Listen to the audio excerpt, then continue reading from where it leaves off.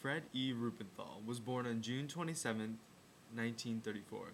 He was raised in West Virginia and lived in a country with his parents. He was the oldest of 7 children. Mr. Ruppenthal's father was a barber and a weaver.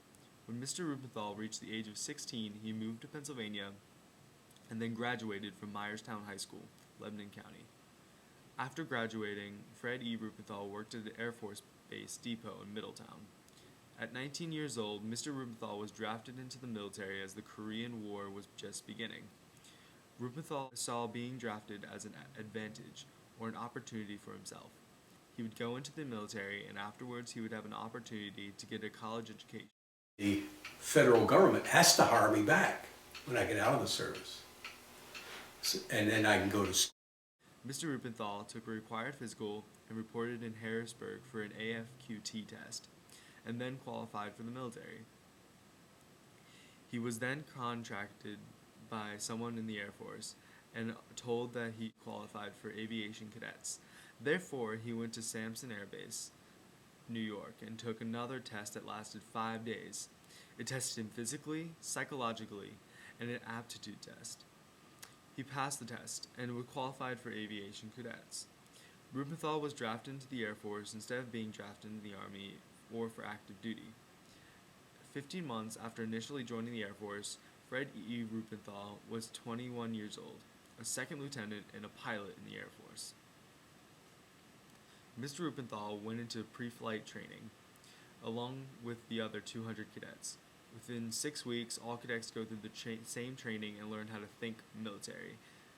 As Mr. Ruppenthal said, 200 people, 200 cadets, and within 6 weeks, all 200 people think alike, act alike, respond alike, and work as a unit.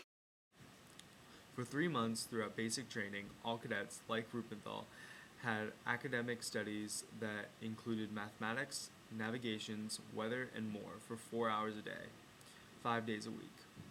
From here, for 6.5 months, Ruppenthal went to pilot training, where he learned how to fly an airplane by his instructor, who was a World War II fighter pilot. Then, after he completed pilot training, Ruppenthal went to learn how to fly multi-engine planes for another 6 months.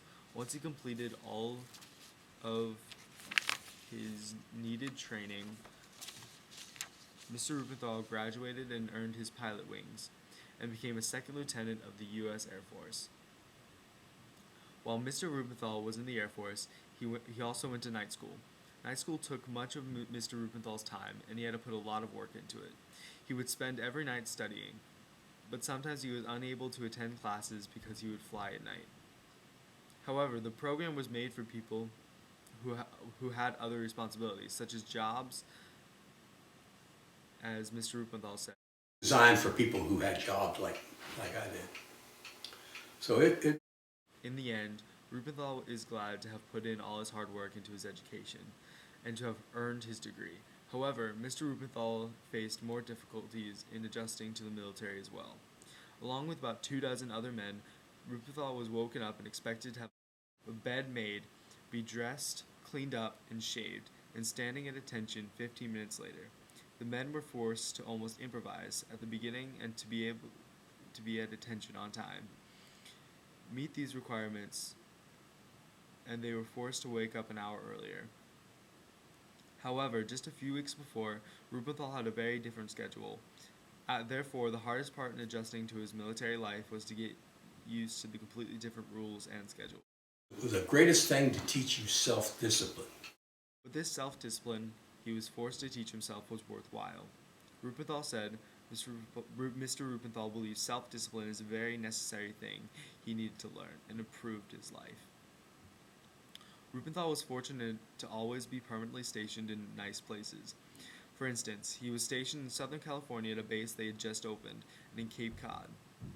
However, Mr. Ruppenthal was also temporarily stationed in various places as well, which was hard on the families of the soldiers. For example, he stationed in North Africa, Morocco for 3 months, the Azores for 3 months, Greenland, Labrador, Newfoundland, England, Spain, and Vietnam. Fred Fred E. Ruppenthal was involved in refueling tankers for approximately the first 10 years of his service. First 10 years I was. But after that I was involved in the unmanned airplane business, launching drones and taking photographs and things of that sort and recovering the intelligence data. He was constantly on alert along with other crews at all times, and no matter what he was doing. Ruppenthal and his crew would need to go do his duty. For instance, Ruppenthal was in Spain along with 3 crews and 2 tankers, and the klaxon horn sounded and everyone reported for duty. Since his crew was about to go off duty, his crew did not need to go to the alert. However, the other crews who were not off duty were forced to respond to the alert. Mr. Ruppenthal was then involved in the testing and development of drones for approximately 11 years. In launching drones, taking photographs, and recovering the intelligence data.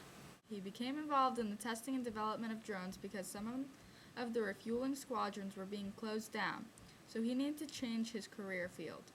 When the U.S. would bomb North Korea or North Vietnam, people like Ruppenthal would send in drones to retrieve information so the U.S. would be able to decide what to do next. However, Mr. Ruppenthal was not involved in the evaluation of the images. If they did not get the unmanned aircraft or drone launched, they would have to send in a manned aircraft to take the pictures, which was dangerous work. Along with retrieving information for war, drones could have beacons attached to them to make them appear as an airplane to the enemy's radar, and would sometimes serve as a way to spread propaganda leaflets over places like North Vietnam. Mr. Ruppenthal was involved in the Korean and Vietnam Wars as well. Although he was only going through a pilot training during the Korean War, he had later served in the U.S. Forces Korea Command. In the Vietnam War, the men would launch drones and then would need to recover the data. Ruppenthal was involved in recovering the data by retrieving the film. Mr. Ruppenthal never kept a personal journal throughout his military career, but he did keep a copy of every order he had ever received. While Ruppenthal was on leave, he would come home to visit his parents who lived in Lebanon, Pennsylvania, and his wife who was living in Myerstown. He would only be able to do this about once a year. However, Ruppenthal's wife and children were almost always away with him while he was stationed in America, and they were able to see the country with him. The times they weren't in with him were when he had to go to places like Point Magoo, where he would test the drones. When Ruppenthal was unable to come home to see his family, he would call them. He would call the Indiantown Gap, and the operator was able to put him through to talk to his parents. Mr. Ruppenthal received medals for his actions in the service. He received the Meritorious Service Medal for the development of drones, working on them, and for even getting some of the drones to complete ahead of schedule. He has ribbons from being in a unit like the U-2 wing, and because his unit did well, he received a presidential citation. He also received the Commendation Medal for doing all his work very well throughout his service. When Fred E. Ruppenthal was 23 years old and had already been a co-pilot out of pilot training for 2 years, he was then given the position as an aircraft commander, was a first lieutenant, and had the responsibility of 4 other men's lives in $500,000 airplane. When he finished his service, his daughter was still a sophomore in high school, and his son graduated from college. Through his service, Mr. Fred Ruppenthal learned that you have to always do your job the best you can, and that's all you have to do. Thank you for devoting your life to our country for 23 years, Mr. Ruppenthal. Our country is fortunate to have people like you.